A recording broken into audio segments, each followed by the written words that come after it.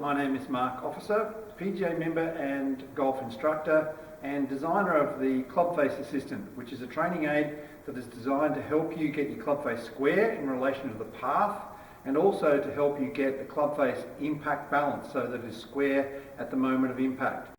This training and swing development tool can either be attached right down near the head via this plastic sleeve, or the standard position is right up here near the grip end of the club, and we need to ensure that in any case that the plate is directly underneath the shaft and exactly parallel to the leading edge of the club face. As this is a driver, I'm going to get the plate parallel to the top edge. With an iron it's going to be parallel to the leading edge. So there's a couple of bolts and wing nuts that we need to tighten up to secure the Clubface Assistant in place. And once we've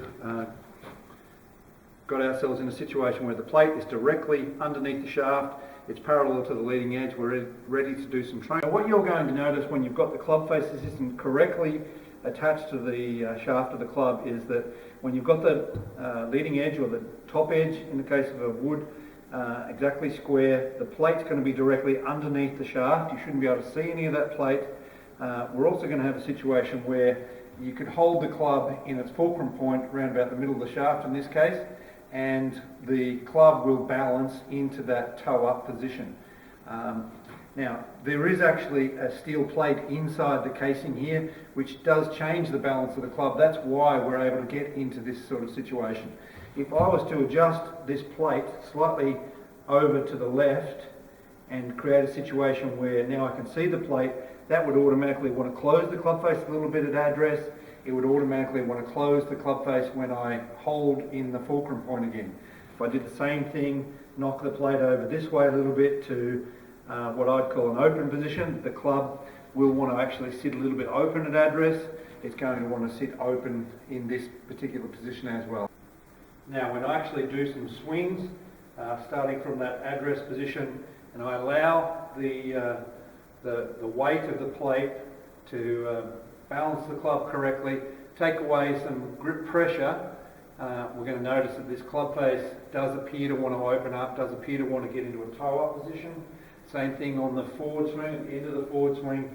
In this area here, we're going to see that, the toe of the club wants to go up into that vertical position. Again, it's releasing properly. So that's going to be square in relation to the path. We've got the training aid right down the bottom of the shaft near the head using that sleeve, and this has really made this bottom part of the club feel heavy, but it's really now like using a weighted training aid or a weighted club. So it's certainly making sure that we're getting up into that near toe up position, backswing and through swing. So I'd certainly recommend lots of practice, perhaps on the takeaway, getting that face somewhere near square to the path, but then particularly on the downswing, this is where it's really important that we want to feel that the body, the arms and the hands are working together to help square that club face up. There's some unison in the way your hands, your arms and your body are working, and we're bringing that club on the downswing from that horizontal parallel position with the toe up to naturally squaring an impact and then staying square to the path on the follow through. No matter how thick your shafts are, if you do have thick shafts, then you're not going to be able to put the plate too high up towards the grip, but that doesn't matter.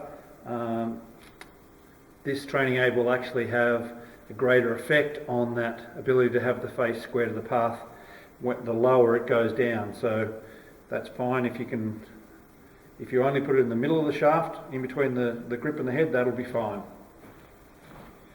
So I've got it on a 6-iron now, so I'm just making sure that when the club head sits on the ground, I've got the leading edge square. I shouldn't be able to see the plate. I can also check to see if the club face is square, or if the training aid has been put on squarely just by holding it like that. So hopefully the leading edge will go up into a vertical position.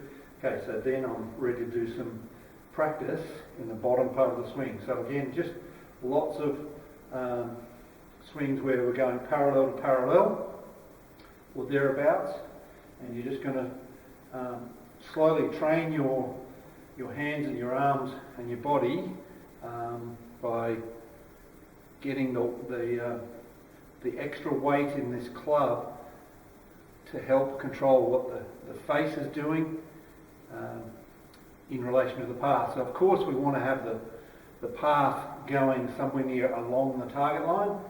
If I took it back like this, going back outside, that may well be square to the path, but it's going to be an outside in or an outside backswing and possibly an outside in downswing. So that may well go straight, but it will go straight to the left.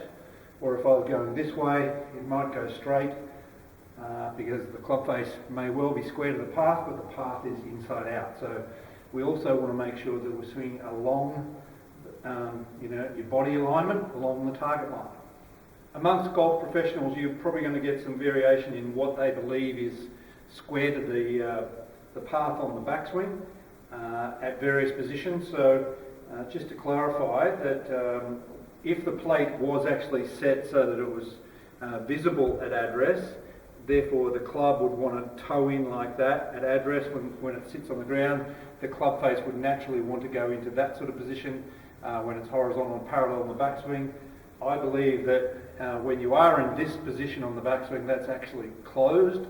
The leading edge may well be parallel to your spine there, but to me that's actually a closed position. We see a lot of golf professionals, however, get into a similar position to this, but usually they're outside with their swing path on the backswing, and then they'll swing the club a little bit upright and then drop the shaft back onto a flatter plane, which actually opens up the club face and gets them into a position where the toe of the club is pretty near in a vertical position here. You're trying to always get that leading edge somewhere near vertical at this position where you're horizontal and parallel, and that's what this training aid is designed to help you do. So if you really did have a problem with a closed club face on the backswing, perhaps you could experiment a little bit with getting the plate a little bit further over this way, which is going to naturally open up the club face a bit more. So you could intentionally have the plate in this misaligned position, have the club face square at address. That's going to help you actually fan open the club face, which may be a exaggerated move to help you get out of being in a closed position. But mostly I'd be suggesting that your training should be done with the plate directly underneath the shaft, parallel to the leading edge, so we can ingrain that path and face in relation to path and what you're doing with your hands, your arms and your body to get into these positions. So far we've just talked mainly about doing swings up to parallel and then through to parallel on the follow through. That's the main area that we're trying to get that face square to the path. But I'd suggest that you can put the plate, the Clubface Assistant, right down the bottom of the shaft near the head, and then you can do some full swing training. So it may be that you're just going up to top of backswing and back down again, or maybe you can do some full swings back, down and through, and you're going to notice that the plate is going to actually have a great deal of influence on what's happening with the face in relation to path. But I'd suggest don't worry too much about doing half swings. Just do the small swings, parallel to parallel, and then move into full back swings and full through swing training, perhaps back swings and back to impact stuff. So the Clubface Assistant is not a training aid that you're going to hit balls with, but you may intersperse hitting balls and doing some swings, some training exercises. So let's see how we go. I've got a 7-iron here.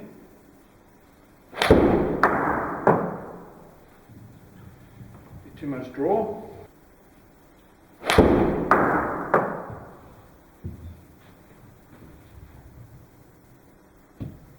Usually about 175 carry with 7-iron for me.